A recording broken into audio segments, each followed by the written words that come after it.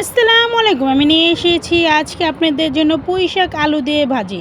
তো এই যে দেশ গ্রামের সহজ রেসিপি পেতে আমার কাছে চলে আসবেন। এই যে দেখেন টাটকা টাটকা পুঁইশাক, এগুলো এখন সুন্দর করে আমি কেটে নেব। আর পুঁইশাক ভাজি কার কার পছন্দ অবশ্যই আমাকে জানাবেন। আমার হাজব্যান্ডের আর আমার ভাইয়ের কিন্তু খুবই ফেভারিট একটা শাক পুঁইশাক। তো আমি এখানে বসে কেটে ধুয়ে পরিষ্কার করে চলে এসেছি মাটির চুলায়। মাটির চুলায় রান্না করলে নাকি স্বাদটা আরও বেশি হয়। তো এই পর্যায়ে আমি দিয়ে দেবো পুঁইশাক, আলুগুলো ধুয়ে পরিষ্কার করে রাখা, এগুলো সেদ্ধ করে নিব।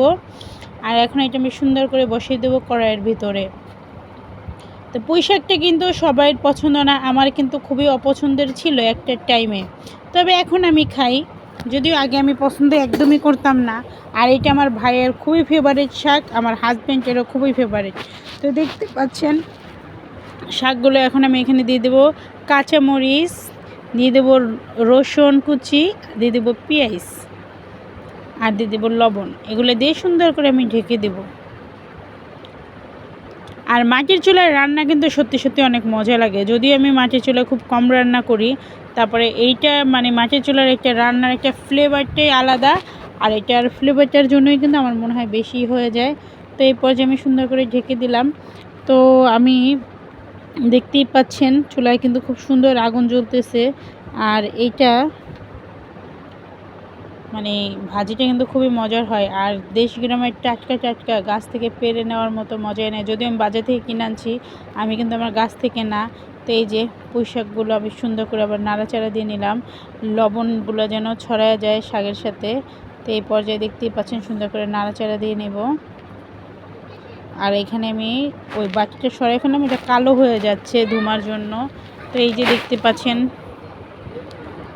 এই পর্যায়ে আছে, পানি এখনও আছে। তো এটা কিন্তু প্রায় সেদ্ধ হয়ে গেছে কাছাকাছি। পুঁইশাক ভাজি তো সবাই পারেন, এটা নতুন কিছু বলার নাই। তো মাটির চুলা রান্না করে দেখবেন মজাই হয়। এই যে হয়ে গেছে, এখন আমি এটা তুলে নিব। এখন আমি এটা বাগার দিব, কে কি বলেন জানি না, 2টা শুকনো মরিচ দিয়ে দিব। আর পুঁইশাক ভাজিটা কিন্তু খুবই টেস্ট হয়। আমি পছন্দ করি না, তাই আমার কাছে ভালো লাগে। আর আপনারা যারা পছন্দ করেন তাদের কথা আর কী বলবো, তারা তো পাগল হয়ে যাবেন খাইয়া। আবার বেশি পাগল হয়ে যান না, তাহলে আবার সমস্যা আছে। তো সরিষা তেলের ভিতরে শুকনো মরিচগুলো সুন্দর করে দেবো। এখানে অনেক বেশি পরিমাণে পেঁয়াজ দিলে আমার মনে হয় ভাজিটা খুব বেশি মজা লাগে। তো পেঁয়াজ কুচি, রসুন কুচি আর শুকনো মরিচ এগুলো দিয়ে দিলাম। এখন এটা সুন্দর করে ভাজা ভাজা করে নিব। তো এই দেখতেই পাচ্ছেন এই সরিষা তেলের ফেনার জন্য কিন্তু খুব ভালোভাবে দেখা যাচ্ছে না।